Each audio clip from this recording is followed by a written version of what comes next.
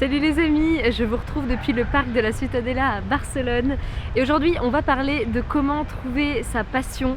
Et je trouve ça assez drôle que vous me posiez souvent la question parce qu'au final je vous dis souvent que je galère quand même à trouver mon chemin, mais je pense que j'ai accumulé pas mal de petits conseils comme d'habitude avec l'expérience du haut de mes 25 années qui m'auraient servi en fait de savoir à l'époque, donc j'espère que ça vous servira aussi. En termes de passion, on va dire que pour moi il y a trois grandes catégories.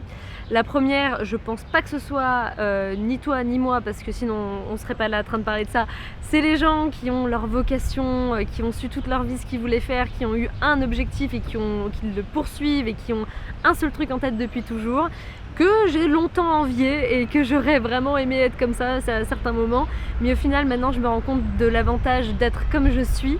Et comme je suis, c'est du coup ce qu'on appelle aujourd'hui un peu les multipotentiels. C'est-à-dire qu'en fait, j'ai plein de passions différentes. En gros, je me passionne un peu de tout. Pour moi, la passion, c'est pas un truc en particulier, c'est juste un trait de personnalité et je suis juste quelqu'un de passionné en général. Et la troisième catégorie de personnes, on va dire, c'est les gens qui sont passionnés plus ou moins de rien. Ça veut pas dire qu'ils aiment pas faire des trucs, hein, mais c'est juste qu'ils sont pas genre super enthousiastes et super, je sais pas, obsessionnels à propos d'un sujet en particulier, mais qui sont juste très bien à faire différentes petites activités.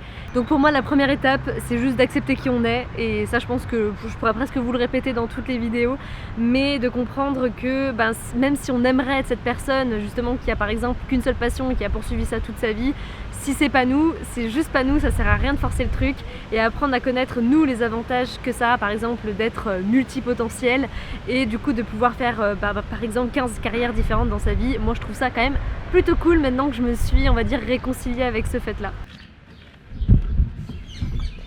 Mon deuxième point, et j'ai mon coloc qui vient littéralement de passer à côté de moi, donc je vous disais dans ma dernière vidéo que je voulais pas qu'il me chope à l'appart. Finalement, ils m'ont chopé dans un parc, et voilà, c'est pas bien mieux.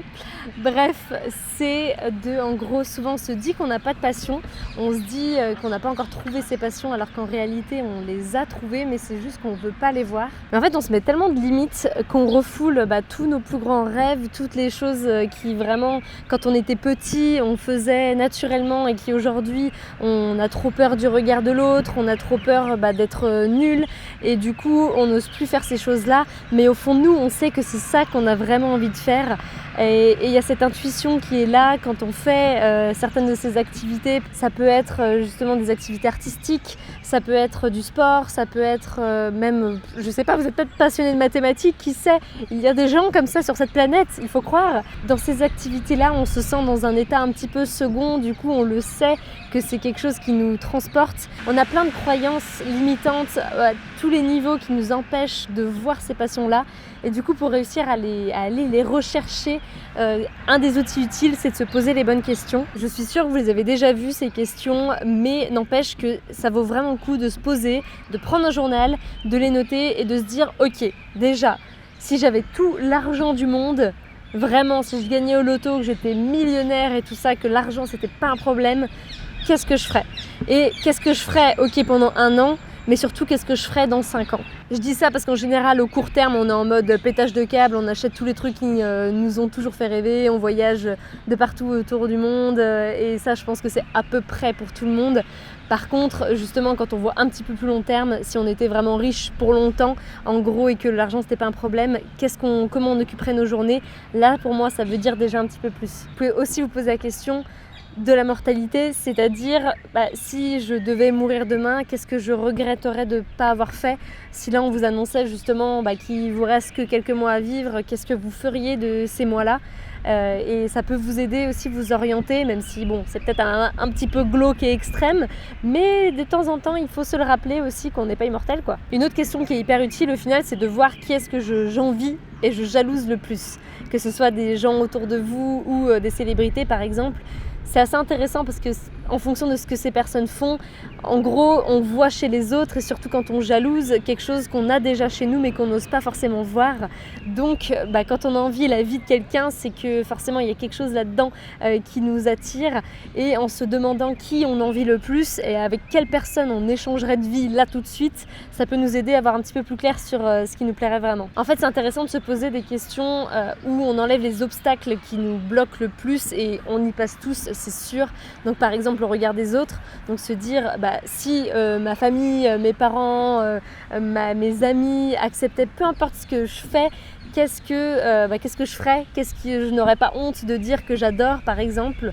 Un autre obstacle qui est classique, c'est la peur d'échouer, c'est de se dire si j'avais aucune chance de me louper, aucune chance d'échouer, qu'est-ce que je ferais aussi? Ou parfois aussi c'est la peur du succès, se dire si c'était pas du tout un problème et que par exemple devenir riche ne changerait pas ma vie, mon attitude et tout ça, dans quoi j'aimerais avoir du succès? Voilà, c'est des questions qui pourront vous aider, j'espère. Je vous les remettrai dans la description à creuser un petit peu plus loin pour voir qu'est-ce que vous n'avez pas encore découvert, qui est au final déjà là depuis longtemps mais que vous ne savez pas forcément. Alors j'ai trouvé un coin trop stylé, ces arbres sont complètement dingues et en plus je suis dans le coin des artistes je crois. Ça sent, je peux vous dire, la marijuana à 3 km à la ronde. La troisième étape pour trouver sa passion, c'est d'accepter que justement notre passion va changer avec le temps et qu'on est des êtres humains qui évoluent. Et je sais que moi, ma passion que j'ai aujourd'hui sur certains trucs, d'ici 10 ans, 15 ans, je serai peut-être plus du tout passionnée de ça. C'est comme je disais un petit peu plus tôt, mais ça dépend surtout de vous et de votre caractère. Et surtout, ce que je veux vous dire, c'est que peu importe le choix que vous faites aujourd'hui, il n'est pas définitif. Je sais qu'en particulier en début vingtaine, là, on a l'impression que tous les choix qu'on fait c'est déterminant pour le reste de notre vie, mais l'expérience de beaucoup de personnes que je suis et des gens autour de moi me montre que non, on peut très bien se reconvertir à n'importe quel âge et je pense qu'il ne faut pas avoir peur de ça, en particulier dans notre société aujourd'hui. Clairement, je pense que personne ne va faire une seule carrière, on va tous en avoir un paquet et moi perso ça me va très très bien. Il faut se relaxer, faut péter un coup, faut se dire les gars c'est pas grave, je sais que là aujourd'hui je suis passionnée par ça. On verra bien d'ici quelques années et ce qui compte c'est surtout par contre de vous donner à fond quand vous choisissez une passion et de ne pas rester dans cette zone où genre vous choisissez pas vraiment, même si vous êtes comme moi et que vous avez plein de passions. Il y a un moment par contre il faut faire un choix, il faut y aller, il faut le tester à fond et après passer à autre chose. Mais si vous par contre vous restez et vous testez rien, là c'est là où vous allez avoir beaucoup de regrets et vous allez vous dire et si j'avais fait ça, et si j'avais fait ça. Donc moi ma philosophie c'est je tente, je fais, ça me plaît pas, c'est pas grave, je change. C'est que si on prend des grands artistes, des grandes personnes connues, je sais pas comme Van Gogh, Mozart, Steve Jobs, on peut en prendre plein d'exemples différents. Je suis sûre que s'ils étaient nés à une différente époque, ils auraient quand même marqué l'histoire d'une manière ou d'une autre parce que c'est juste, ça dépendait de l'individu, de ce qu'ils avaient envie de retranscrire, de leur personnalité, de qui ils étaient et pas tellement en fait du moyen qu'ils ont utilisé pour le faire. Donc je pense qu'il faut pas rester bloqué sur le moyen, mais plus qu'est-ce que vous avez envie de transmettre, qu'est-ce que vous avez envie de léguer aux personnes sur cette planète, quel bout de votre âme vous avez envie de partager et voilà, et de passer à l'action sur ça. Au final, mon dernier conseil pour trouver ta passion, c'est de faire confiance à la vie.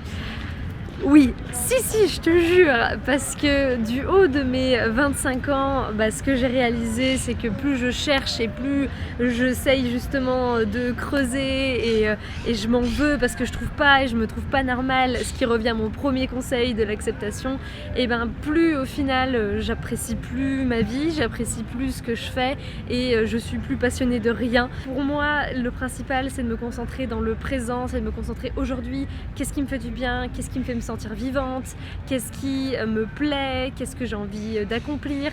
Et puis pour le reste on verra plus tard. C'est du lâcher prise, c'est arrêter de se poser 15 milliards de questions sur son avenir et de faire confiance que l'univers a prévu pour nous justement ce qu'il nous faut pour qu'on évolue dans le sens où on évoluera. Et c'est pas pour autant que j'arrête de rêver, loin de là, j'ai plein de projets, j'ai plein de grands rêves, j'essaie de reconnecter avec mes rêves d'enfance et je te conseille de faire la même chose. J'espère que cette vidéo t'aura aidé justement à peut-être revoir certaines choses que tu veux plus voir parce que tu te dis que t'en es pas capable, que les autres vont te prendre pour un con, que plein de croyances limitantes possibles et que ça t'aidera justement à peut-être aller là-dedans et y aller à fond. Surtout, arrête de te poser des questions et fonce. C'est dans l'action qu'on trouve en fait ce qui nous plaît, qu'on trouve au final ce qui nous plaît pas aussi, mais tant qu'on reste immobile à réfléchir, il n'y a rien qui avancera. Voilà les amis, c'est tout pour moi aujourd'hui, avec un bon défi quand même au milieu du parc de la Ciutadella, mais franchement c'est magnifique et je sais pas si vous voyez mais les arbres ici c'est dingue. Donc clairement je vais revenir pour faire des photos et sûrement peut-être pour refaire des vidéos. Je vous dis à très bientôt dans une prochaine vidéo. Ciao!